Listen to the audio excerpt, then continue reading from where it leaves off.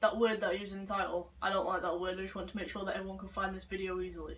I normally use terms like menstrual cycle or just that monthly thing or monthlies. So I'll be using other words, but obviously you know what I'm talking about. You saw the title, you clicked on this video, so.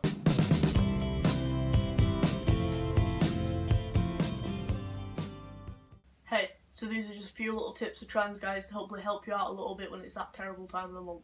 Tip number 1. If you can and it doesn't cause too much dysphoria, I would recommend using tampons or even menstrual cups.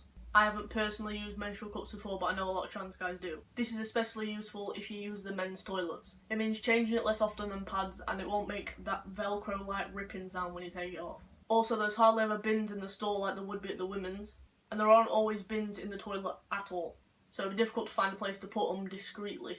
Number 2, if you aren't out all day and you're not on too heavy, you can still pack, just using tampons. This is a lot better because it won't make a noise on or move your pad around while you're walking about, and it's a lot less likely to get blood on it. Number 3, if you're going to use tampons, it's always best to use them just before you leave the house, because if you're going to be out for a few hours, there's not much point in having it in already an hour or two before you go out. It'll just mean having to change it more often while you're out and more risk of it leaking as well. Number 4, don't pack at home or somewhere you're comfortable of not packing. This way you're less likely to get blood on your packer and you can just use pads instead of tampons.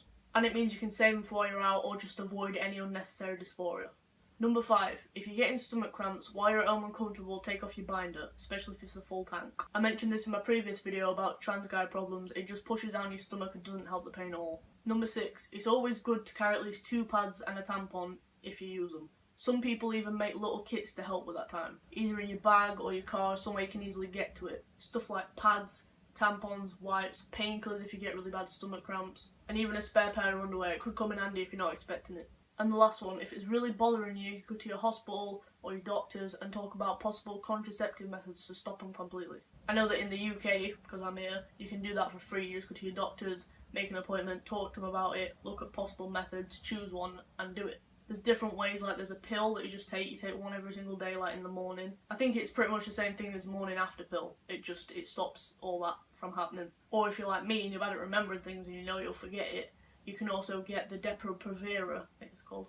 Depo-Provera injection that's in your bum, and it's once every 12 weeks, which is 3 months. There's different side effects to both, there's different good points, different bad points, and one might not work for you and the other might be good for you. So if you want to do that, talk to your doctor, go through all the different options, get them to explain it to you fully so you understand, and then choose one which you think will be better for you.